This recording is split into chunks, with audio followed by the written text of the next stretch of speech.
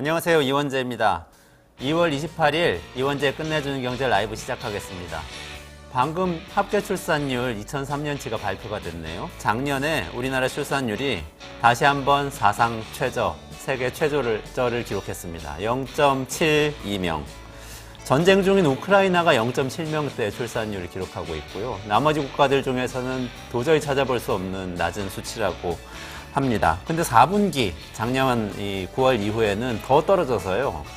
0.6명대까지 떨어졌습니다. 0.65명. 다시 말해서 아이를 낳을 수 있는 연령대에 있는 여성 100명, 부모가 다 합치면은 200명 중에서 200명이 낳은 아이의 숫자가 65명이라는 뜻이거든요. 그러면 한 세대 지나면은 200명의 인구가 65명으로 줄어드는 거예요. 3분의 1 아래로 떨어지는 거죠. 굉장히 심각한 상황인데요. 오늘 말씀드리고 싶은 건 이런 저출산의 이유가 사실은 굉장히 단순할 수도 있다는 겁니다.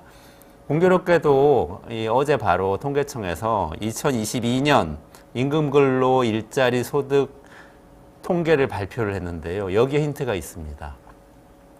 50대 남성의 평균 월급이 509만 원이에요. 근데 50대 여성의 평균 월급은 280만 원입니다. 거의 2배 가까이 차이가 나잖아요. 이게 다 일하는 분들 월급을 따진 거거든요. 일 안 하는 분들은 빼고. 격차가 또 계속 커지고 있습니다. 2년 연속으로 커졌는데요. 사실 20대는 남녀 평균 임금이 비슷합니다. 근데 30대, 40대, 50대, 60대 가면서 나이가 들면서 점점점 격차가 벌어져요. 왜 그럴까요? 출산과 육아를 빼놓고 생각할 수가 없겠죠. 30년 전에 지금 50대 여성이 20대였을 때 그때를 되돌아서 이 취업률을 보면요. 여성의 20대 고용률이 당시에는 남성의 절반밖에 되지 않았었습니다. 근데 지금은 남성하고 여성이 거의 똑같아졌어요. 그러면 생각해 보세요. 지금 20대 여성, 이제 막 결혼하고 출산을 하고 할 이 나이에 진입하고 있는 이 여성들이 보기에는 어떻겠습니까? 출산이나 육아를 선택하면 나이가 들면 들수록 경제적으로 손해를 보게 되는 거예요. 남성들 눈에는 어떻게 보이겠습니까? 혹시나 결혼을 하더라도 부부가 같이 맞벌이를 하다가 한 분이 아내가 출산을 하게 되면 남성 입장에서도 시간이 가면 갈수록 경제적 부담이 더 커지는 거예요. 그러니까 저출산은 우리나라에서는 청년들의 합리적 선택입니다. 경제적으로 굉장히 합리적인 겁니다. 사실은 우리 사회가 출산과 육아를 장려한다 그러고 저출산이 문제다 이렇게 얘기를 하면서도 출산과 육아를 선택하는 가족들에게 계속해서 벌금을 매긴 겁니다. 수십 년 동안 계속 벌금을 매기다 보니까 지금 이 지경이 된 게 아닌가 하는 생각이 듭니다. 정부도 말로만 대책을 세우고 있는 게 분명해 보이는데요. 작년에 정부의 저출산 관련 이 대응 예산이 48조 2천억 원이었다고요. 국회 예산정책처에서 집계를 했습니다. 근데 이게 그전해보다 3조 5천억 원이나 줄어든 거예요. 우리나라 사실 그 저출산 대응 예산은요, 노무현 정부 이후에 계속해서 늘어왔거든요. 작년에 처음으로 줄어든 겁니다. 줄였어요. 그리고 우리나라 가족정책 관련된 지출, 저출산 포함해서 그 지출이 다른 나라보다 많은 게 아닙니다. OECD 평균의 3분의 2밖에 되지 않아요. 이런 상황인데 윤석열 대통령이 KBS 신년대담에서 뭐라고 얘기했죠? 저출산 대응이 최우선 순위라고 얘기했습니다. 합계 출산율 1.0명까지 높이겠다고 목표치까지 얘기를 했습니다. 말로만 그런 거죠. 실제 지출은 하지 않은 거죠. 여러분 왜 그 나이가 들면은 입은 닫고 지갑을 열어라 이런 얘기 있잖아요. 정부도 마찬가지입니다. 입만 열지 말고 지갑도 같이 열어야 그래야 저출산 문제가 조금이라도 해결되지 않을까. 입을 열 때가 아니고 재정 지출을 통해서 출산과 육아를 선택하는 가족들에게 전폭적으로 지원을 할 때라는 생각이 듭니다. 네, 오늘 이 방송 소개해드리겠습니다. 윤형중 랩 2050 대표 정책통시간에요. 지금이 우리가 다루고 있는 저출산 문제, 이렇게 출산율이 떨어지면 앞으로 우리 사회에 어떤 일이 생기는지 조목조목 좀 짚어주실 겁니다. 그리고 김외현 비인크립토 한국 일본 리드 나오셔서요. 비트코인이 지금 굉장히 뜨거운데요. 이게 우리 사회에서 어떤 역할을 할지, 우리 경제를 어떻게 변화시킬지 이런 관점에서 좀 분석을 해주실 겁니다. 1분만 기다리시면 다시 윤형중 대표하고 먼저 돌아오겠습니다.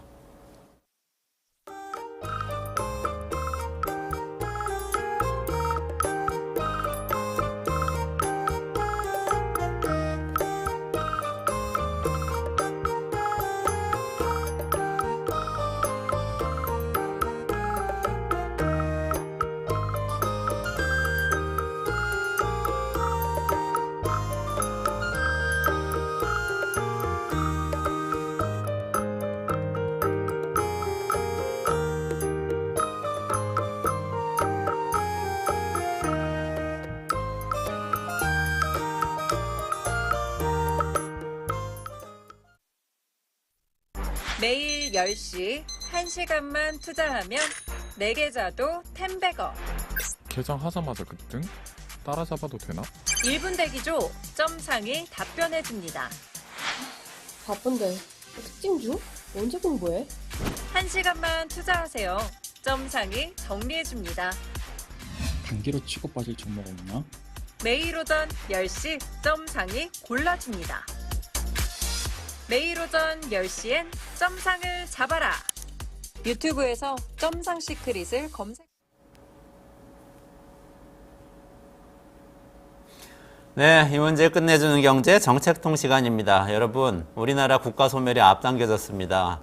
이 작년 합계 출산율 발표가 오늘 오전에 됐는데요. 이게 정말 충격적이네요. 이 내용 포함해서 이렇게 출산율이 낮아지면 앞으로 우리나라에 무슨 일이 생길지, 특히 가까운 미래, 10년 이내 2035년까지 우리나라에 어떤 일이 생길지에 대해서 윤형중 랩 2050 대표하고 짚어보도록 하겠습니다. 대표님 안녕하세요. 네, 안녕하세요. 네, 금방 출산율 발표가 됐는데 굉장히 낮게 나왔죠. 네, 어느 정도 예상했던 수치긴 하지만 또 막상 수치로 접하고 보니까 굉장히 충격적입니다. 네, 일단 그 합계 출산율 수치는 0.72가 나왔습니다. 0.72. 네. 그러면은 100명의 출산 가능한 연령대 여성들이 70명의 아이를 낳았다. 이렇게 생각할 수 있는 거죠. 그렇습니다. 네. 보통 인구 대체 출산율이라고 네네. 인구가 유지되는 출산율을 2.1이라고 하거든요. 예.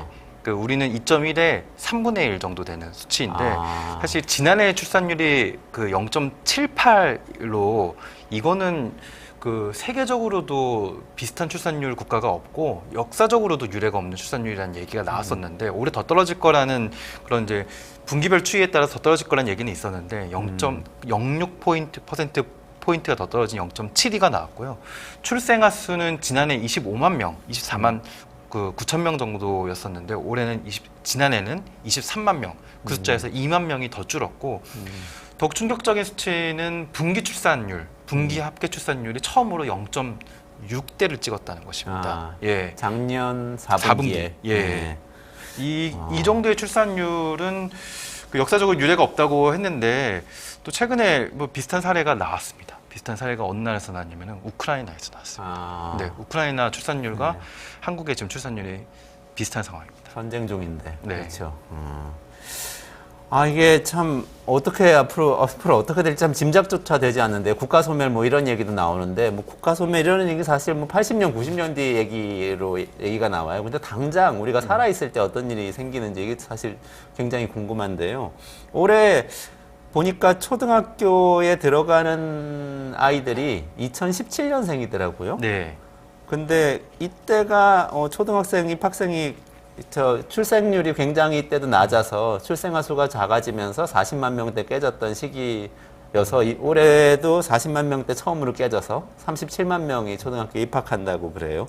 이런 일이 이렇게 되면은 근데 학교가 완전히 달라지지 않나요? 그러니까 여태까지는 인구 감소라고 표현하기는 어렵지만 저출생의 사회적 영향을 우리가 피부로 체감하기는 굉장히 어려웠거든요.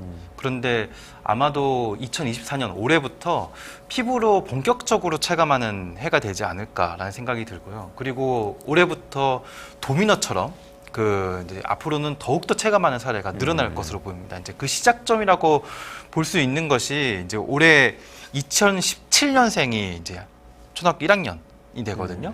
2017년이 또 어떤 해냐면은 처음으로 우리나라 인구가 40만 명, 출생아 수가 40만 명 선이 깨진 해입니다. 그래서 그때 한국이 2002년부터 40만 명대에 진입해서 2016년까지 40만 명대를 그래도 14년간 유지를 해왔는데 갑자기 2016년도에도 그 전년도보다 3만 명 정도 줄어든 수치를 갑자기 기록하다가 갑자기 2017년도에는 37만 명까지 뚝뚝 떨어진 거예요. 근데 더 놀라운 거는 37만 명에서 그치지 않고 2020년도에는 30만 명 선까지 깨지면서 2020년생들은 20만 명대 출생아 수를 기록하고 있습니다. 그렇기 때문에 지금 시작에 불과하고 그래서 어떤 일들이 최근에 한국일보에서 2017년생이 학교 간다 라는 이제 그 기획 기사 시리즈 연재 기사를 이제 연재하기 시작했는데요. 네네. 거기에 이제 처음 사례로 등장하는 그 곳이 인천의 계양초, 계양 요즘 정치적으로 핫한 지역이죠. 계양초, 계양 지역은 김포공항 바로 옆에 있습니다. 네네. 한마디로 서울에서 불과 30분밖에 안 되는 네. 거리에 있는 그 계양초등학교 상야 분교라는 이제 분교인데요. 네. 여기 전학년이 지금 7명인데 어. 입학생이 없습니다. 아. 지금 경기 지역에서만 입학생이 아예 없는 학교들이 상당히 늘어나고 있거든요. 그래서 경기 지역뿐만 아니라 전국적으로도 상당히 있고, 그래서 그 1학년생들이 없으면은 입학식이 없는 거잖아요. 그래서 입학식이 없는 학교가 150곳이 넘습니다. 예, 그래서 초등학교부터 본격적으로 지금 이 그 충격의 도미노가 시작될 예정입니다. 입학생이 아예 없는 곳이 150곳. 그리고 수도권은 사실 그래도 인구 감소세가 좀 덜하고 경기도는 늘어나고 이렇다고 지금 얘기되고 있는 곳인데 네. 그럼에도 불구하고 인천에서까지 그렇다. 네. 경기도도 그렇다. 지금 그런 말씀이니까 다른 지역은 더 심하겠네요. 올해 그 교육부에서 조사를 했습니다. 그래서 157개 학교가 입학식을 준비하고 있지 않다. 입학생이 없기 때문에 라고 이제 통계가 나왔고요. 그중에 이제 물론 많이 이제 상위권 차지한 학교들은 전북, 경북, 강원, 전남 순입니다. 그래서 보통 우리가 불평등도 취약계층이 더 큰 충격을 받는 것처럼 이 저출생의 충격도 지역별로 평등하게 충격을 주지 않습니다. 굉장히 불평등하게 충격을 주고 있습니다. 그렇군요. 근데 입학생이 없으면은 학교가 어떻게 되는 거죠? 굉장히 달라질 것 같은데 원래는 차곡차곡 매년 입학생이 들어서 착착착착 한 학년씩 올라가는 걸 전제로 해서 모든 시스템이 다 짜여져 있잖아요. 학년 주임도 있고 뭐 담임이 있고 이렇게 딱 각 부서별로 관리를 하게 돼 있는데 그런 체계가 깨지겠네요. 또 교육 과정도 뭐 또 학년별로 다 짜여져 있는데 아예 한 학년이 비어버리면 관련된 과목 선생님들은 어떻게 되는지 이런 점도 또 궁금하고요. 그 수도권에 계신 분들은 좀 낯선 단어인데요. 그 지금 이미 지역의 교육계에서 굉장히 중요한 화두는 복식학급을 맞는 것입니다. 복식학급이요? 네, 복식학급. 복식학급이라는 의미는 그 2개 이상의 학년을 한 교실, 한 반으로 편성하는 것을 복식학급이라고 합니다. 아, 네. 그래요? 네. 1학년, 2학년을 한 반에 한 반에 먹고 2학년, 3학년, 거예요? 3학년, 4학년 이렇게 한 반에 먹는 형태입니다. 보통 복식학급은 어떤 경우에 생기느냐? 이게 물론 지역 교육청마다 좀 기준은 다른데 대체적인 기준은 한 학년에 4명 이상은 있어야 학급을 형성할 수 있다라고 하거든요. 근데 그 4명 선이 무너지게 되면은 복식학급을 편성하게 됩니다. 근데 복식학급이 뭐가 문제냐면은 복식학급은 누구도 원치 않아요. 교사분들도 원치 않고 교사분들도 다른 학년들, 다른 교육 과정을 한 반에서 가르쳐야 되기 때문에 굉장히 어려움을 네, 겪고요. 그리고 당연히 학부모들은 원치 않겠죠. 그리고 학생들도 원치 않습니다. 그러니까 교육의 모든 그 참여자들이 원치 않는 그 복식학급이기 때문에 복식학급이 만들어지는 학교에는 당연히 더 학교를 가려고 하지 않겠죠. 아, 예, 그렇기 네. 때문에 복식학급은 거의 폐교의 수순이라고 볼 수 있습니다. 아. 예, 그래서 지금 전국에 특히 이제 수도권을 떠나면 수도권 제외한 지역에서는 복식학급을 막으려는 움직임들이 굉장히 치열하게 벌어지고 있어요. 그래서 교사분들이 요새는 전단지를 그 나눠주면서 그 전단지를 어디서 나눠주냐면은 유치원이나 어린이집이나 아니면 아파트 단지에 돌아다니면서 그 인근 지역에서 보통 이렇게 복식학급의 위험성이 있는 지역에서는 학부모들이 선택을 할 수 있게 해줍니다. 가까운 가까운 지역에 있는 학교 외에도 인근 지역에 있는 학교를 갈 수 있도록 선택을 할 수 있게 해주는데요. 선택을 할 수 있다면은 인센티브가 있어야겠죠. 그러면 교사분들이 그 인센티브를 적은 전단지를 만들어 가지고 돌리는 겁니다. 그래서 그 돌려가지고 최대한 어떻게든 복식학급을 막으려고 그 노력을 하고 있는 건데 그 전단지의 내용들을 보면은 지금 우리 교육계가 안고 있는 모든 문제들을 우리 학교는 해결했다. 이렇게 얘기를 하고 있어요. 어떤 얘기들이 있냐면은 지금 막 늘봄학교 난리잖아요. 네. 방과후 과정 왜 그 여태까지 초등돌봄 절벽 놔뒀냐고 난리잖아요. 네.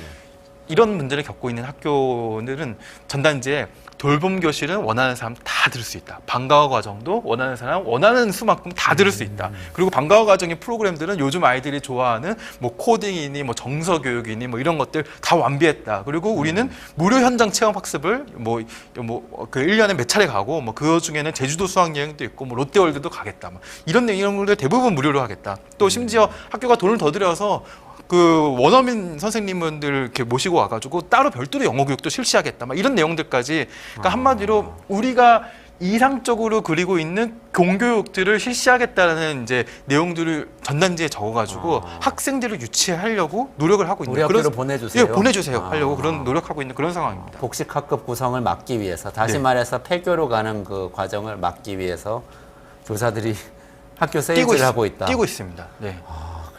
그런 상황이군요. 뭐 임대주택까지 주고 뭐 이런 학교도 있다고 그러니까 뉴스에서 봤어요. 방금 얘기한 이런 혜택들로도 그 부족하니까 한국에서 뭐니 해도 주거가 제일 큰 문제잖아요. 네네네. 주거 문제를 해결해 주겠다 이겁니다.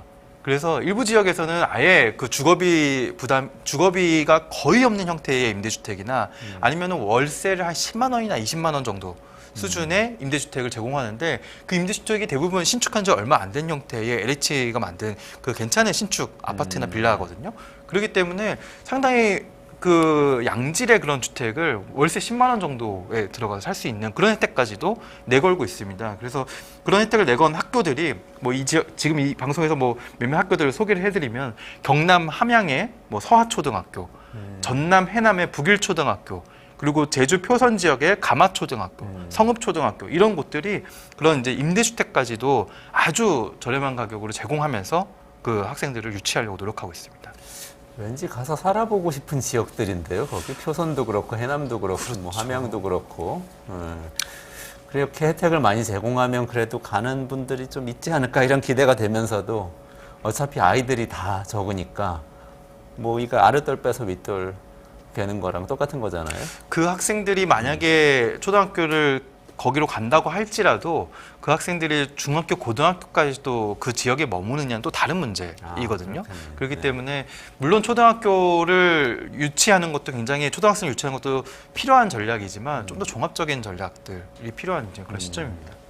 지난번에 인구댐 이야기 하셨잖아요. 그래서 예를 들면은 뭐 그 이제 해남이나 이런 데들 굉장히 출산율이 높다고 많이 얘기가 나왔는데 나중에 알고 보니까 초등학교 들어갈 때쯤 되면 다 광주로 가고 맞습니다. 그다음에 네. 광주에 있는 아이들은 또 서울로 오고 이런 이제 이렇게 이 변모한다는 그런 얘기도 있었는데 거기에 대한 대응일 수도 있겠네요. 그 맞습니다. 그렇게 인구댐이라는 그 개념 자체가 성립하기 위한 가장 중요한 인프라가 그때 이제 방송에서는 교통이라고 말씀드렸잖아요. 네. 근데 교통만큼 중요한 게 보육과 교육기관입니다. 의료기관도 중요하지만 보육과 교육기관이 인구댐을 그 만드는 데 있어서 굉장히 중요하거든요. 그래서 보육과 교육이 물론 이제 그런 이제 기초지자체들에도 어느 정도 있어야 되고 그리고 이제 광역지자체도 어느 정도 있어야 되는데 기초에서 뭐 이제 학교, 중학교, 고등학교, 대학교 가면서 광역으로 옮겨가는 거는 좀 어쩔 수 없다고 쳐도 지금 한국의 이런 지역 소멸의 문제는 그 광역은 괜찮냐 그런 상황이 아닙니다. 지금 그 수도권 지역을 제외하면 광역 지역도 필수 인프라들이 거의 무너지고 있는 상황이거든요. 네네. 특히 그 이런 초등학교의 문제들은 아마 지금 아까도 이제 입학식 없는 학교들이 그 광역지자체들도 상당히 있기 때문에 네. 광역지자체들도 좀 무너지고 있는 그런 상황입니다. 그래서 그렇게 된다면은 그 메가시티 같은 구상에서 필수 개념이었던 인구댐조차도 성립할 수가 없게 되는 것이죠. 인천 계양도 뭐 입학생이 없다고 하니까 그건 뭐 전국적인 문제네요. 네. 근데 지금 얼핏 드는 생각이 지금 입학생이 없어서 생기는 문제들은 이전에 그 아이들이 이렇게 태어나서 그래도 자라왔잖아요. 초등학교 전까지. 그 과정에서도 많이 드러나지 않았었을까 하는 생각이 드는데요. 그게 약간 우리가 착시 현상이 있는 게요. 그 한국의 그 보육 체계에 대해 상당히 미비하다라는 지적들이 많이 있었거든요. 맞아요. 어린이집하고 유치원 어린이집과 문제 유치원 많이 문제가 많이 지적이 됐고 이 문제가 별로 해결이 되지 않는다라는 문제들이 많이 지적이 됐었어요. 근데 그 이 문제가 조금씩 개선이 되고 있어요. 조금씩이 아니라 상당히 빠른 속도로 개선이 되고 있어요. 네네. 그렇기 때문에 오히려 그 보육 체계가 그 지금 보육 체계에서 원래 진작에 문제가 드러났어야 하지 않느냐라는 거는 우리는 그 지역에 살면 학교는 무조건 가잖아요. 학교를 뭐 신청을 넣어놓고 못 갈 염려를 하고 있지는 않잖아요. 그렇죠. 네. 근데 어린이집이나 유치원은 가까운 지역에 있는 어린이집이나 유치원, 특히 시설이 괜찮고 국공립인 지역 그 어린이집이나 유치원들은 가까운 지역이라도 못 갈 가능성이 높거든요. 먼 곳으로 가거나 아예 못 가거나 하는 그런 상황들이 벌어지는데 그런 문제가 완화된 겁니다. 근데 만약에 학교처럼 그런 이제 보육 체계에서도 어린이집 유치원에서도 그런 게 잘 갖춰지고 있는 상태였다면은 많은 유치원과 어린이집들이 폐원했을 겁니다. 물론 지금도 상당수가 폐원하고 있고 제 둘째 아들이 2016년생인데 네네. 지금 1학년에서 2학년 올라가고 있잖아요. 네. 근데 유치원을 졸업과 동시에 폐원했습니다. 아. 네, 그 인근에서 장애아동을 받는 유일한 또 그 유치원이었거든요. 네네. 근데 그 유치원도 이제 폐원한 상태이고 지금 육아정책연구소에 따르면 2018년까지 그러니까 지금으로부터 4년 뒤죠. 2018년도까지 1만 개가 넘는 유치원과 어린이집이 문을 닫을 거라고 예측하고 개가요? 있습니다. 아. 지금 현재 어린이집 유치원 다 합친 숫자가 39,485개, 39,500개 정도 되거든요. 근데 이게 2028년도에 27,000개 정도가 네. 된다는 것입니다. 네네. 그러니까 그 물론 아동의 숫자가 그만큼 줄어들기 때문에 어린이집 유치원 숫자도 그만큼 급격하게 줄어들게 되고요. 물론 이제 먼저 문을 닫는 기관들은 민관과 또 이제 다소 학부모들이 선호하지 않는 좀 열악한 시설이 있는 곳들이 먼저 문을 닫기 때문에 그 뭐 그나마 이제 보육 환경은 좀 나아질 가능성이 있는데 이게 뭔가 정부가 투자를 하고 재정을 투입을 하고 정책적으로 나아지는 게 아니라는 점을 또 다시 한번 분명히 얘기하고 싶습니다. 저는 거꾸로 다른 걱정이 좀 드는데 지금 아이들이 줄어들기 때문에 보육 문제가 사실 조금씩 해결되고 있다고 말씀하셨잖아요. 근데 어르신들은 이제 늘어난단 말이죠, 본격적으로. 그러면은 그 어르신들을 돌보는 돌봄 체계는 위기가 금방 닥치지 않을까, 거꾸로. 그런 생각이 좀 드는데요. 그러면서 최근에 뭐 유치원, 노치원으로 바꿔가지고 어르신들 수용해야 된다, 이런 얘기도 많이 있는 것 같고. 그런 생각이 들어서 지금 어린이집이나 유치원 문 닫는 데들을 그런 식으로 활용을 할 수는 없을까요? 당연히 그런 사례들이 당연히 늘어날 겁니다. 지금 그 4년 동안 10,000개나 문 닫는다 그랬잖아요. 네네. 근데 그 10,000개의 그 공간과 시설들이 상당히 뭐 쓸만한 시설들인데 과연 무엇으로 바꿀 것인가? 물론 여러 가지 고민들을 하겠지만 당장 늘어나는 수요는 그 어르신들을 케어하는 그런 수요거든요. 그래서 요즘 그 인기를 끌고 있는 용어 중에 하나가 노치원이라고 저도 최근에 네, 그 네. 언론을 통해서 접했습니다. 노치원이라는 말이 그 약간 이제 유행어이고 실제로 노치원이라고 불리는 곳의 정식 명칭은 노인 주간 보호 센터입니다. 네, 그러니까 네. 노인들이 낮 시간 동안 그 보호해주는 그런 기관들인데 노인 주간 보호 센터는 그 누구나 갈 수 있는 그런 기관은 아니고요. 요양 등급이 있는데 어르신 요양 등급 1등급부터 5등급 중에서 3에서 5등급을 받아야지만 갈 수 있습니다. 그래서 자기 본인 부담금도 일정 부분 내야 되고요. 근데 이제 이렇게 가게 되면 아침부터 저녁까지 그 식사도 챙겨드리고 병원에 간다면 병원도 동행해드리고 그리고 안에서 상당 부분 이제 즐길 거리도 있고 오히려 경로당보다 여기에 사람들이 몰리고 뭐 재밌는 놀거리도 있고 해가지고 요즘은 경로당보다 노치원이 더 인기라 그러고 특히 그 요즘은 그 어르신들 특히 이제 연로한 어르신들을 이제 그 모시는 이제 그런 세대들이 부모를 그 요양원에 모실 것인지 뭐 이런 고민들을 많이 하잖아요. 근데 요양원에 모시는 거에 대해서 여러 가지 이제 걱정이나 우려들이 나오고 있기 때문에 그래도 낮 시간 동안에 그 노인 주간보호센터에서 케어를 해주면 저녁 시간 동안 이제 그 어르신을 이제 그 돌볼 수 있으니까 요런 식의 형태가 지금 이제 좀 인기를 끌고 있다고 합니다. 요거를 요새 노치원이라고 표현하더라고요. 네. 그러면 그 한번 좀 정리를 해보자면 아까 우리가 처음에 작년에 사상 최저 출산율을 기록한 걸 이야기를 했잖아요. 네, 지금 말씀하신 거는 2017년 이후에 계속 나빠져 왔다. 네. 출생아 수가 급격하게 감소해 왔다고 하는데 이렇게 가면 예를 들어서 2035년쯤 되면 네. 한 7, 8년 지나면 한 10년 지나는 거죠. 10년 지나면 어떤 일이 생겨요? 좀 정리를 해서 우리한테 생길 일을 좀 정리를 해보면 어떨까요? 네. 2035년이 되면 네. 그 그러니까 학교, 뭐 연금도 문제가 생길 것 같고, 네. 방금 말씀하신 노인보호 이런 문제도 있을 것 같아요. 네.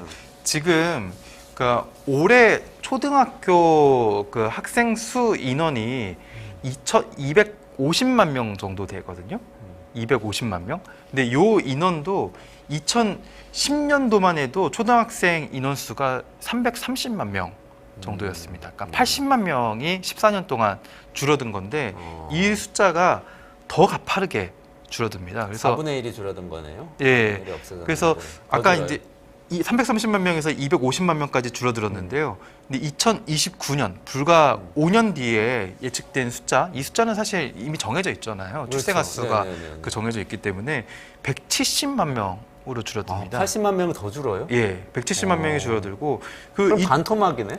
그렇죠. 즉 이 추세로 더 가게 되면 물론 이제 지금 출생아 수와 내년 내후년 뭐 이런 출생아 수에 따라서 그 이후에 이제 초등학생 인원수가 또 결정이 되는데 그 좀 누구도 지금 출생아 수가 드라마틱하게 반전해가지고 갑자기 우리나라가 40만 명 회복할 거라고 누구도 예상하고 있지 그럼 않잖아요. 반전 안 돼요. 네. 제가 나름 저출산 고령사위원회 했는데 그거는 반전 불가능한 거죠. 네, 좋아졌다고 봐야지. 2030년의 예상치가 지금 그 160만 명 정도로 예측되고 있으니까 그보다 낮아지면 낮아졌지 더 늘어나진 않을 거잖아요. 예, 그렇게 되면 과연 어떤 문제가 생기게 되나? 그 2030년에 그러니까 보통 초등학생들이 그 우리가 2020년생을 한번 기점으로 생각을 해볼 필요가 있습니다. 왜냐하면 2020년생이 27만 명을 네네. 기록한 해이고 처음으로 30만 명대가 깨진 해이잖아요. 그래서 2020년생을 기점으로 생각해 보면은 2030년에 이 아이들이 초등학교 4학년, 초등학교에 이제 그 고학년에 이제 시작점이 되는 4학년이 되거든요.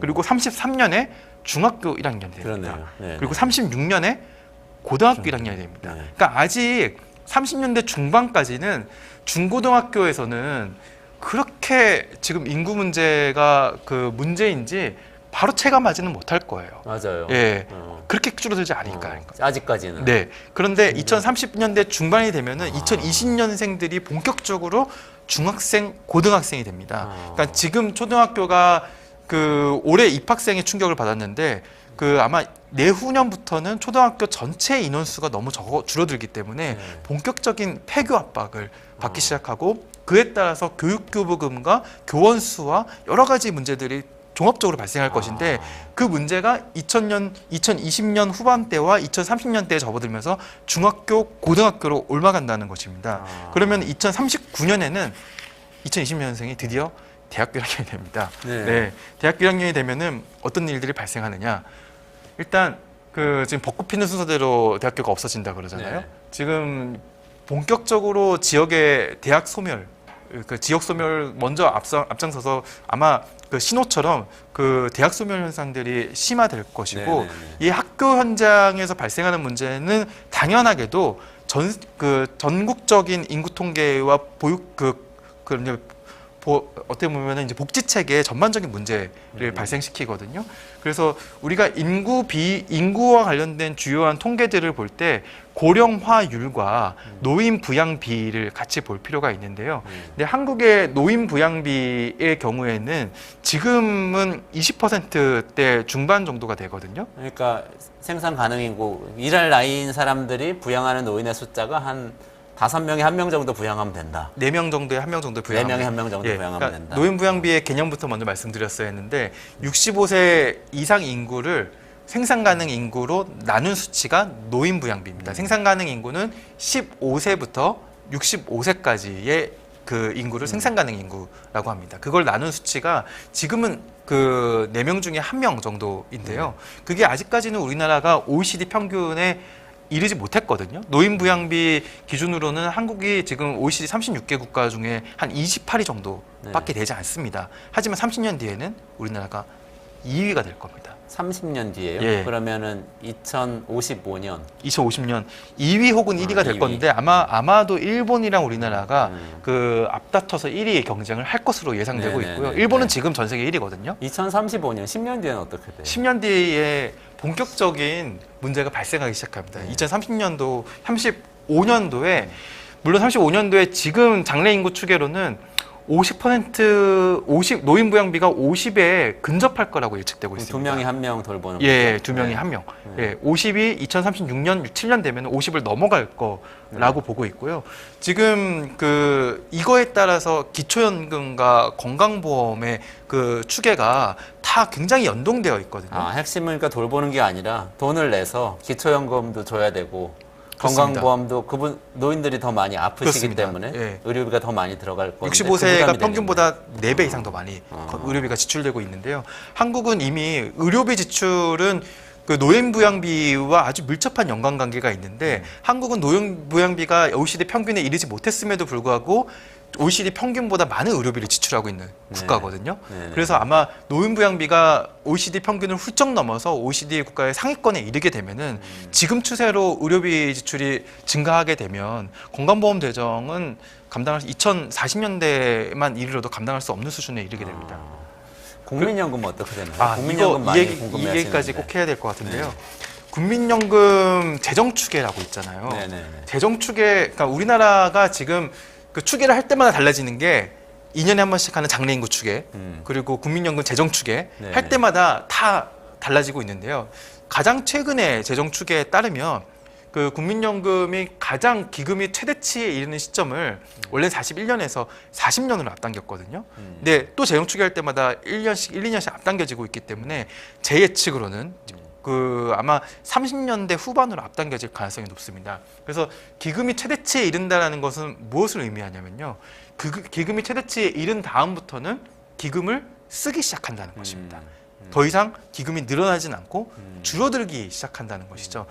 국민연금 기금이 투자하고 있는 금액이 줄어든다는 것이고 국민연금이 자본시장에 투입한 금액을 회수하기 시작한다는 시점입니다. 아, 그것은 국민연금 받을 수 있나만 생각했는데 그게 문제가 아니라 주식시장에서 돈을 빼겠네. 주식시장, 부동산시장, 자산시장에 대충격, 대혼란이 발생할 아. 것입니다. 그렇기 때문에 투자자분들은 지금 국민연금 기금이 언제 최대치에 이르고 언제 그 기금들이 소진하기 시작하는지 지금 언론에서는 그 국민연금이 완전 소진되는 2055년 시점을 많이 얘기하고 있거든요. 근데 그것보다 더 중요한 시점이 어떻게 보면 투자자 입장에서 더 중요한 시점은 2030년대 후반입니다. 그때 그러네요. 본격적으로 주식시장에서는 국민연금이 돈을 빼기 시작한 시점이 되기 그러면 시작할 겁니다. 진짜 그게 이제 천 몇백 조 됐다가 쭉 줄어드는 거잖아요. 예. 그러면 천 몇백 조가 자산시장에서 쭉 빠져나간다는 얘기인데 몇 게다가 년에 걸쳐서 지금 15년 동안 1,100백 조가 빠져나갈 예상이기 때문에 15년 동안 네, 1년에 거의 1년. 뭐 100조 가까이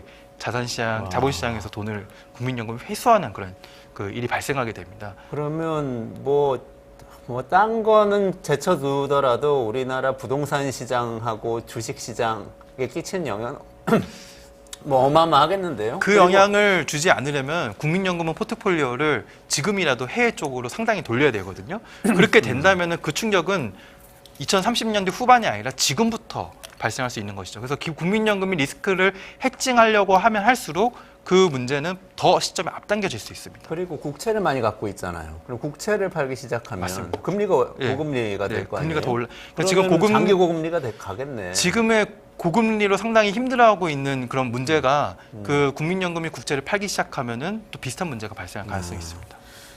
좋습니다. 더 얘기할 것이 많은데. 네. 말씀 많으시지만 우리 저출생의 임팩트하고 거기에 대한 대안에 대한 얘기 좀 지속적으로 해가면 좋을 것 같아요. 대표님 괜찮으시면은 다음 시간부터 좀 자세하게 네. 여러 가지 짚어주시면 좋을 것 알겠습니다. 같습니다. 오늘은 하여튼 들었던 얘기 중에서 아주 이제 충격적인 두 가지는 하나는 학교에 다니는 학생이 절반이 된다. 그러면 지금까지는 느끼지 못했던 중학교, 고등학교, 대학교의 붕괴와 거기에 대한 대안이 필요하다. 그 얘기하고 두 번째는 국민연금이 고갈이 문제가 아니고 2030년대 되면은 기금이 줄기 시작하는데 자산시장에서 돈을 빼기 시작할 거다. 자산시장의 대충격이 예상된다. 이 두 가지 참 충격적인 이 결과를 좀 예상을 해볼 수 있는데 대안을 앞으로 좀 차차 논의해서 좀 여러분들하고 같이 생각하실 수 있는 시간 갖도록 하겠습니다. 오늘 여기까지 말씀드릴게요. 대표님 감사합니다. 네, 1분 기다리시면 김회원 대표하고 비트코인 이야기로 다시 돌아오겠습니다.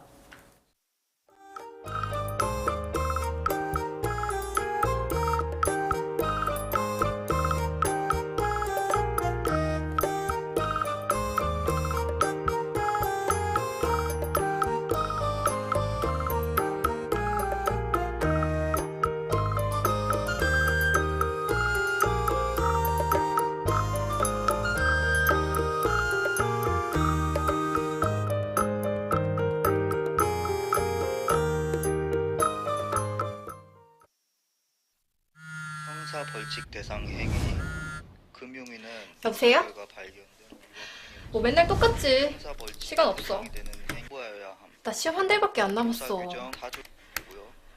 시정명령 문제는 또 언제 형사 푸냐. 규정 제27조입니다. 응. 지금 먹으려고.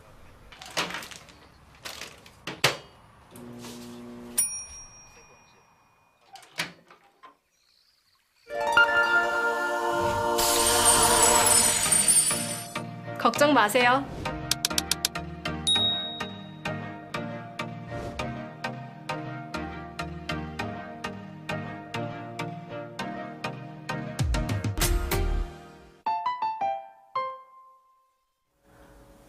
네, 이원재 끝내주는 경제, 끝내주는 인터뷰 시간이고요. 김혜연, 빈 크립토, 한국, 일본 리드 모셔서 비트코인이 지금 엄청나게 뜨거운데 이게 우리 사회, 우리 경제에 도대체 무엇인가, 무슨 의미인가, 이걸 좀 찬찬히 짚어보도록 하겠습니다. 네, 안녕하세요. 어서 오세요. 안녕하십니까. 네, 지난주에 이어서 또 비트코인에 대해서 설명해 주시러 오셨는데 그 사이에 또 뭐 비트코인 가격이 많이 올라서 많은 분들이 이렇게 관심을 가지세요.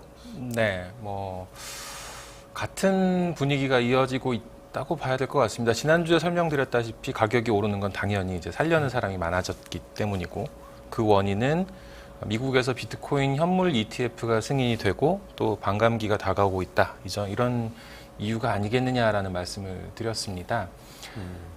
수치를 보면 우리 시각으로 26일 밤, 월요일이죠. 월요일 밤 9시에는 한 5만 달러 초반까지, 5만 900달러 선까지 내려갔었는데 한 4시간 지나니까 화요일 새벽 1시 5만 3천 달러를 돌파했습니다.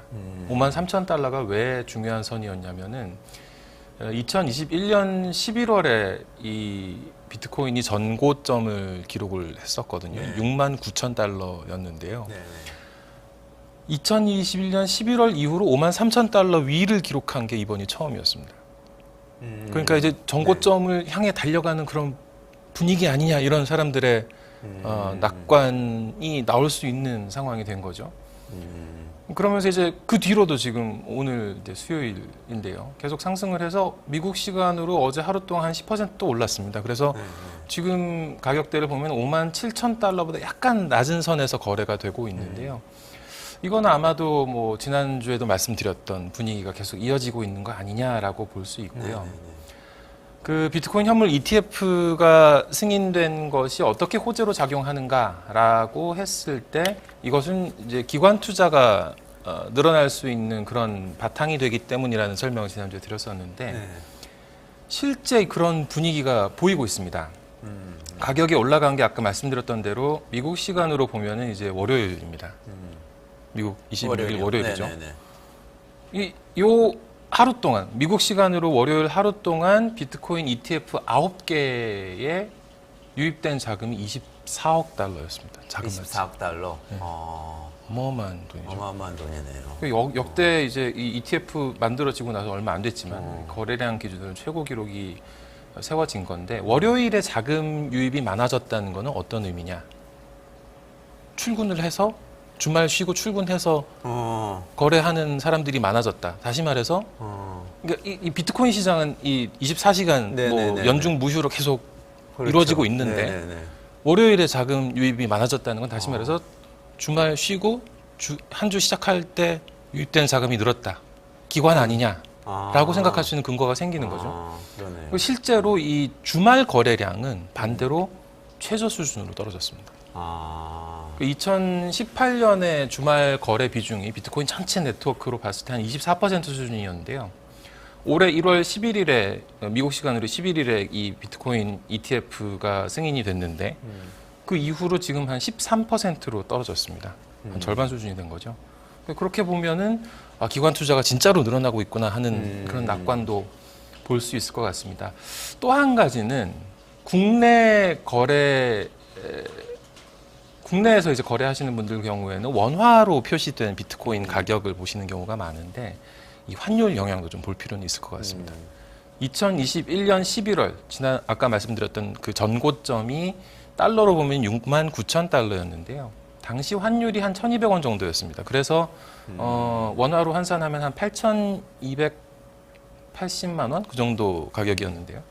이걸 근데 지금 환율로 지금 한 뭐 1,330원 정도라고 보면은 이게 아까 계산해 보니까 9,177만 원이더라고요. 그러니까 이 환율 차이만 가지고도 이미 한 1,000만 원 가량의 차이가 나는 걸 봤을 때 현재 달러로 봤을 때 57,000달러 선인데 지금 이제 한 7,580만 원 정도로 볼 수 있는데 요거를 달러 기준으로 보면은 전고점이 아직 안 됐는데 원화 기준으로는 굉장히 뭐 빨리 올라가서 전고점이 될 수도 있는 그런 상황입니다. 이와 더불어서 이제 비트코인이 2년 만에 최고가를 기록하는 영향 덕분에 다른 코인들도 상승세를 타고 있습니다. 이더리움 같은 경우에 지금 한 3,200달러 선을 기록하고 있는데요. 1년 전 가격이 작년 2월 가격이 1,500, 1,600달러 정도였던 걸 생각하면은 뭐 굉장히 2배 이상 오른 걸로 볼 수 있겠죠.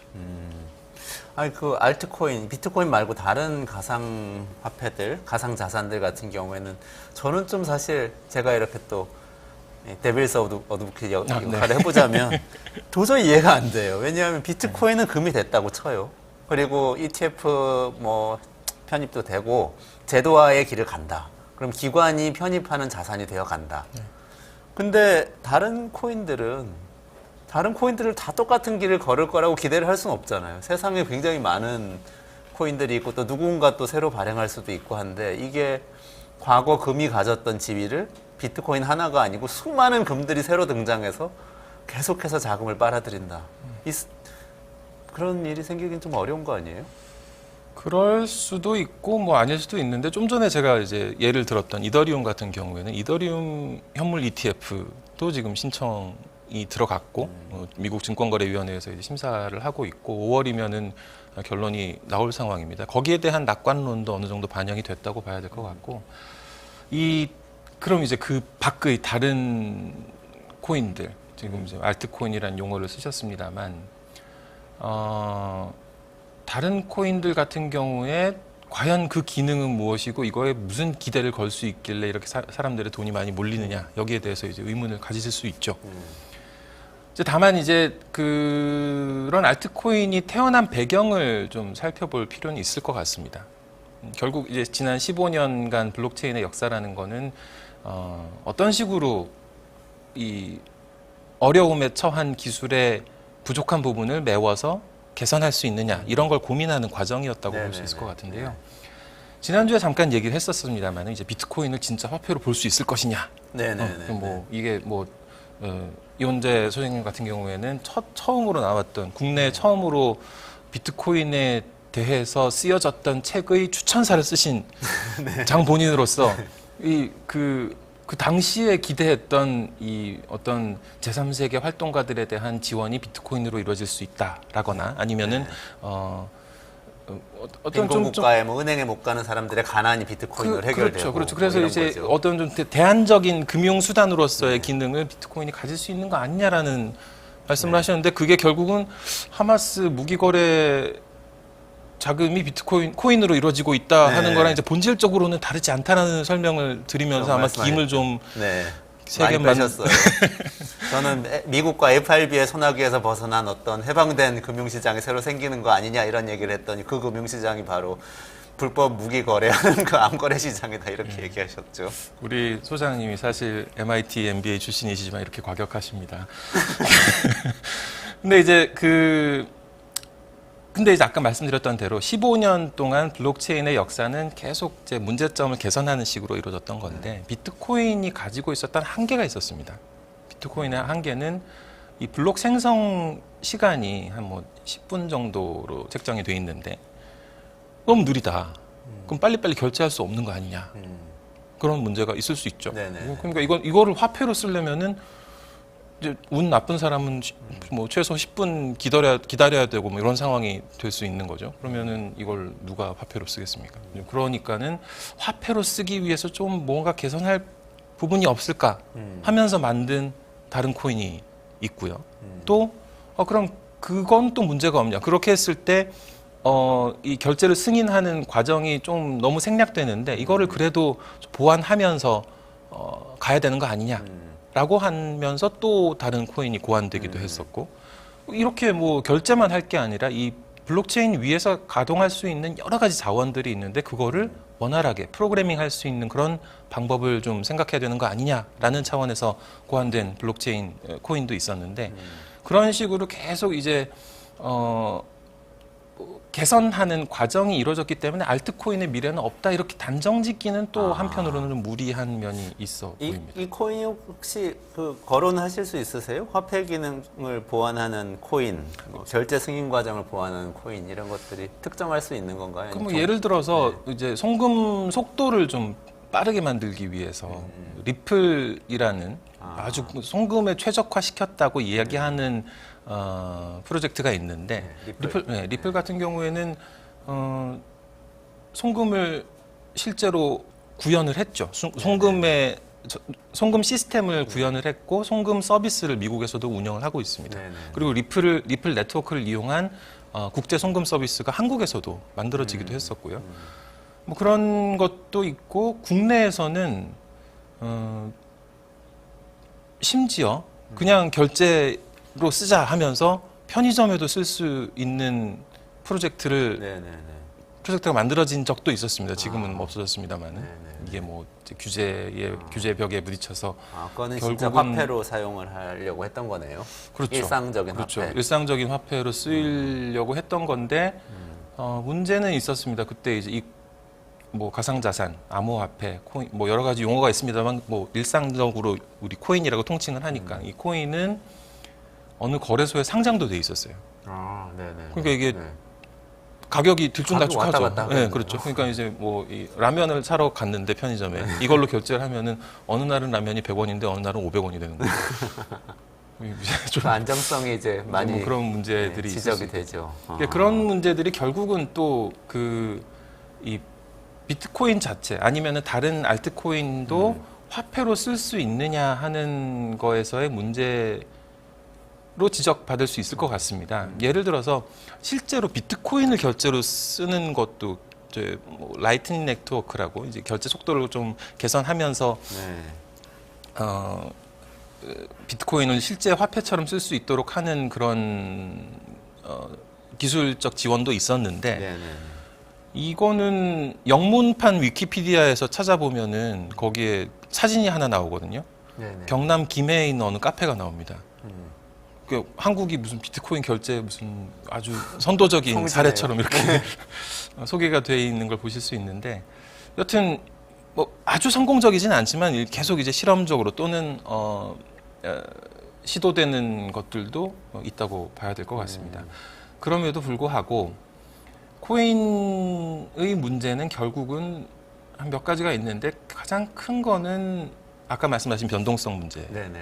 변동성. 이게 코인 자체를 그러니까 모두가 코인으로만 사는 세상 같으면은 이 우유 하나는 0.01 우유는 너무 비싸네요. 자동차라고 해요. 이 자동차 한 대는 1비트코인이다. 근데 비트코인 가격과는 무관하게 1비트코인이다라고만 하면은 괜찮은데 그러니까 모두가 비트코인만 쓰고 있으면 괜찮을 텐데 세상은 그렇지 않기 때문에 비트코인 자체도 지금 거래를 하고 있기 때문에 그래서 이 화폐 기능을 하지 못하는 면이 있고 또 한 가지는 코인 상태로 그냥 이 비트코인의 네트워크로 그냥 있을 때는 이 비트코인을 갖고 있는 사람이 분명히 있는데 뭐 지갑이라고 흔히 표현을 하죠. 이 비트코인이 들어가 있는 그 장소가 있는데 그 장소는 어느 개인이 갖고 있을 수도 있단 말입니다. 근데 그 개인이 누군지는 누군가가 정확하게 매칭을 해주지 않는 이상은 알 수가 없죠. 그러다 보니 그 익명성이 있는 거 아니냐라고 볼 수 있어요. 어떤 면에서는. 그러면은 그 익명성 때문에 이게 좀 음성적인 자금으로 쓰일 수도 있다. 예를 들어 실제로 엠번방 사건 같은 경우에 그 출처를 잘 알 수 없게 하는 코인을 이용해서 자금 이동이 있었죠. 그다음에 뭐 성착취 동영상, 마약 거래 이런 데 코인이 쓰이는 것도 사실입니다. 요즘 유행하는 그 드라마 같은 거 보면 코인이 꼭 등장을 해요. 권력자들이 자금 세탁을 위해서 코인을 쓰고 뭐 이런 장면들이 나오는데 실제 그런 일들이 있기 때문에 이제 그 부분도 그냥 이 통상적인 화폐로 쓰는 데에서는 좀 걸림돌이 있다고 봐야겠죠. 근데 그게 저는 지금 말씀하신 화폐가 안 되는 이유들을 지금 말씀해 주셨는데 저는 또 거꾸로 될 수도 있지 않을까 하는 생각을 하는데 예를 들어서 그 변동성 문제 같은 경우는요. 달러가 변동성이 사실 작다고 할 수는 없거든요. 뭐 우리 원화 기준으로 생각해 보면 1,800원까지 갔다가 800원까지 갔다가 한 지난 30년 정도 동안 이렇게 왔다 갔다 했단 말이죠. 그리고 지금 뭐 1,300원, 1,200원 한다고 해서 그게 언제까 한 10% 정도는 언제든지 움직일 수 있다. 우리 이렇게 생각하고 있잖아요. 그렇지만 달러가 이 결제에 사용될 수 있는 거는 모두가 달러를 가지고 있고 모두가 달러를 받고 또 미국이라는 국가가 달러를 보증하기 때문에 이게 갖고 있으면 망하지는 않고 결제했을 때 떼어먹힌 것은 아니고 달러는 달러로 항상 똑같이 바꿀 수 있다. 이런 믿음이 있기 때문에 그렇잖아요. 그러면 비트코인도 예를 들어서 모든 사람이 다 가질 수 있으면 그러면은 서로 바꾸는데 무리가 없지 않을까요? 저는 이런 생각도 해봐요. 그것도 이제 저는 가능한 상상이라고 생각합니다. 이게 비트코인이라고 하죠. 다른 코인을 일단 제쳐두고 비트코인이라고 하고 비트코인 뭐 이렇게 USB 저장 장치에 메모리 스틱 같은 데 넣어서 돌아다니면서 그럼 이제 지갑도 필요 없고 그냥 이제 이것만 들고서 세계 여행을 한다. 할 수 있을까? 엘살바도르 같은 경우에는 2021년부터 비트코인을 법정 통화로 지정을 했죠. 그래서 엘살바도르에서는 이제 뭐 이걸 쓸 수 있지 않을까 하는 생각을 할 수도 있을 것 같아요.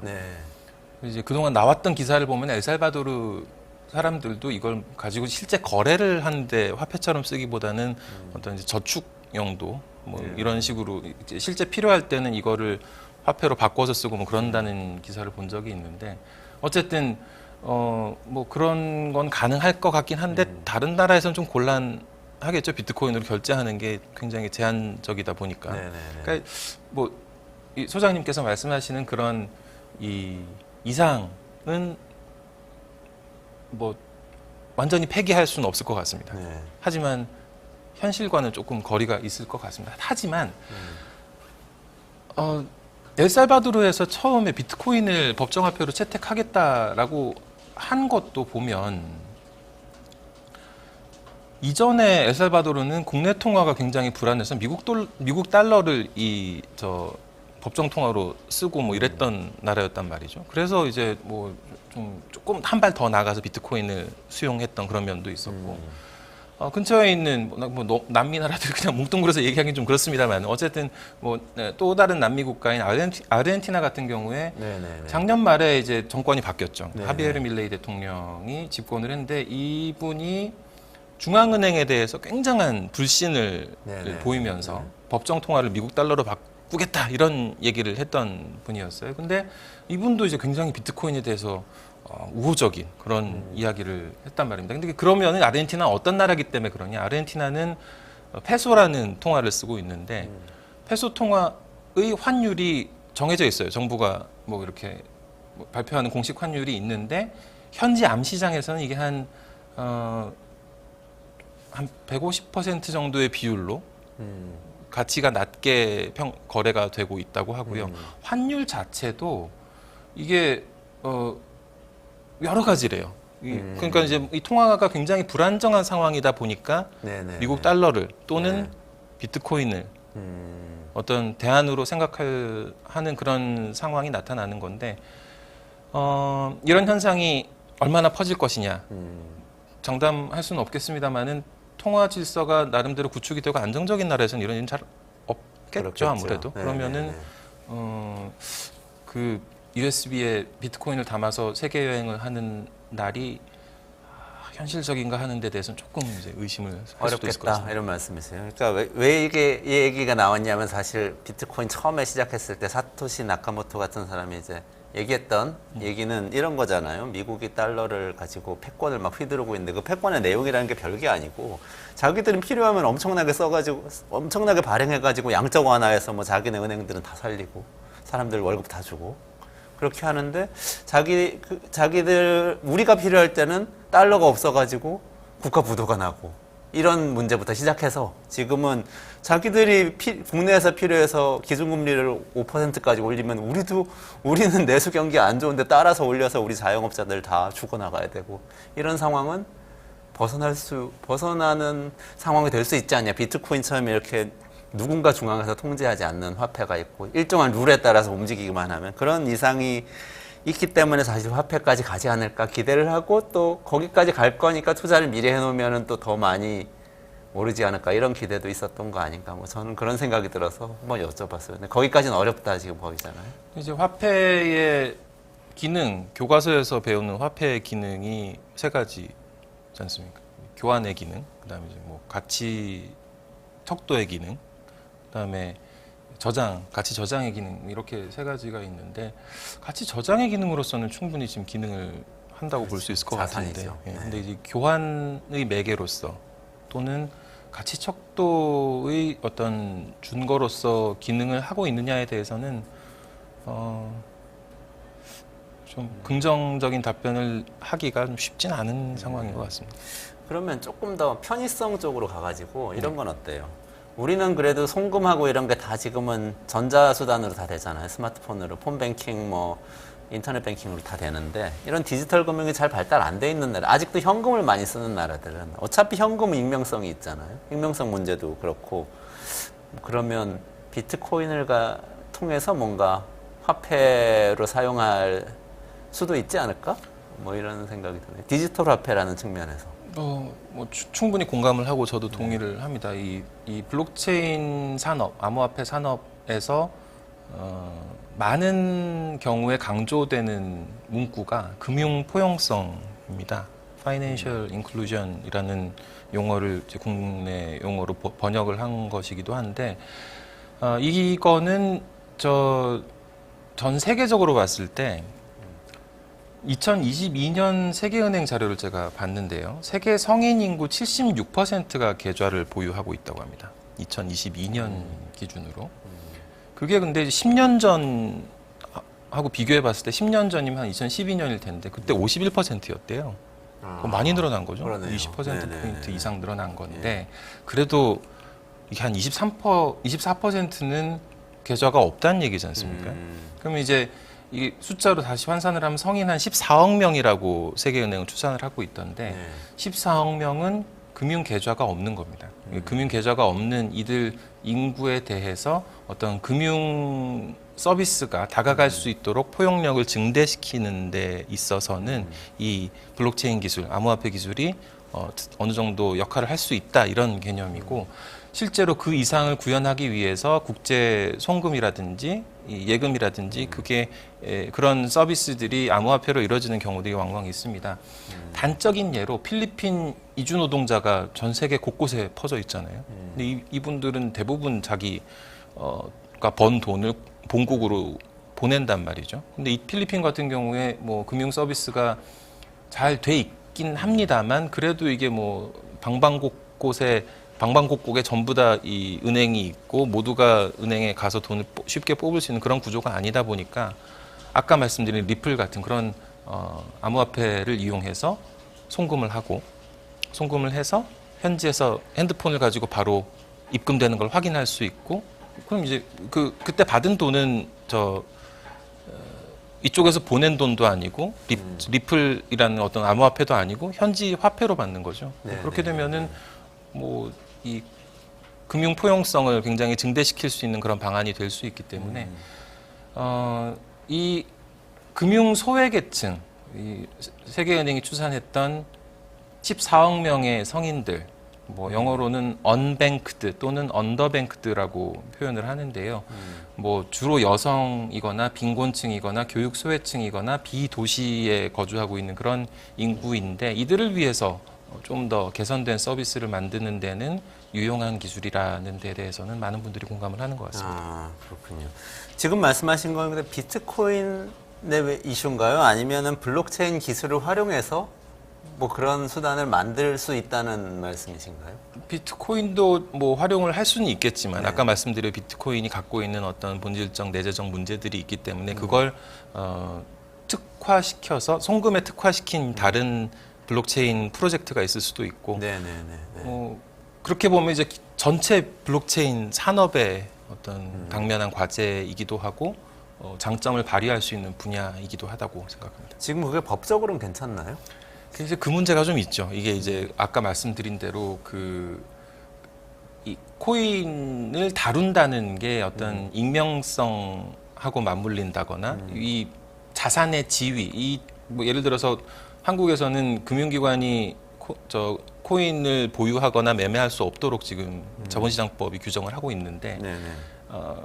뭐 그렇기 때문에 이 금융 서비스를 제공하는 회사가 코인을 다루기는 쉽지 않죠. 그래서 뭐 국내에서는 이게 아마 서비스를 하기가 쉽지 않아졌을 것 같습니다. 네네네. 그런 면에서 봤을 때 규제 면에서 장벽이 분명히 있긴 합니다만 그래도 뭐 어떻게든 뭐 개선할 수 있는 방법을 찾는다면은 다른 나라에서 시도를 할 수도 있을 것 같고 네네. 개선의 여지가 전혀 없는 건 아닐 것 같습니다. 그렇군요.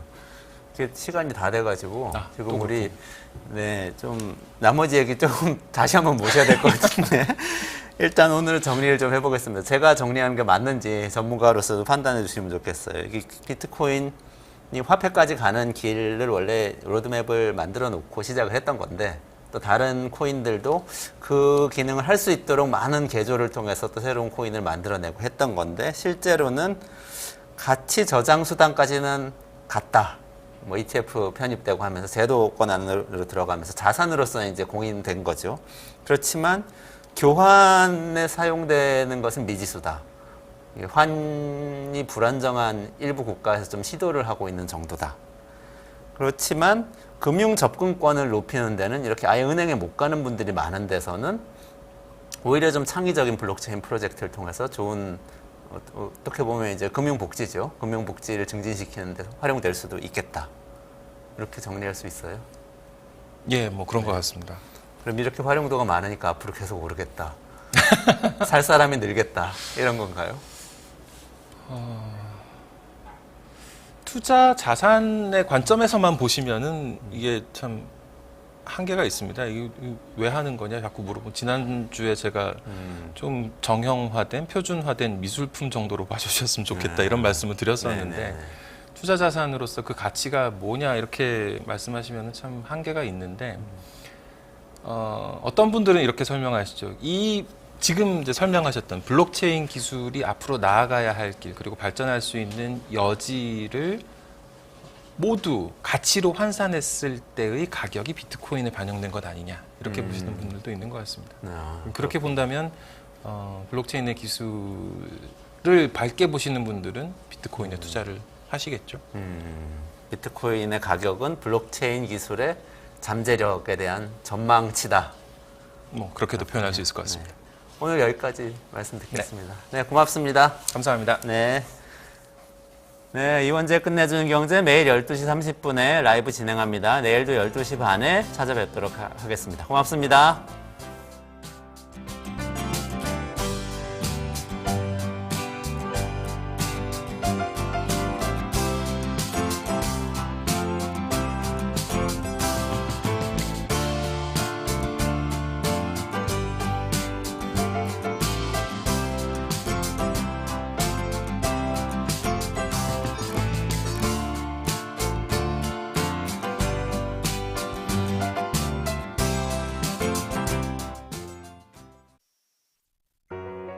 우리 아이 재단에서 뜻을 함께할 정기 후원자분들을 기다립니다. 우리 아이 재단은 한반도 어린이를 위한 재단입니다. 배고픈 어린이들에게 영양 가득한 국수를 보내고 영유아 자폐 조기검사 지원, 베이비박스의 이유식 정기 배달, 중증장애 및 취약 아동들을 지원하고 있습니다. 따뜻한 손길을 이어주는 분들께 우리 아이 팔찌와 감사 선물을 드립니다. 지속적인 지원을 통해 더 많은 어린이들에게 도움을 줄 수 있도록 정기 후원자가 되어주세요. 후원 문의 02-2128-3344, 2128-3344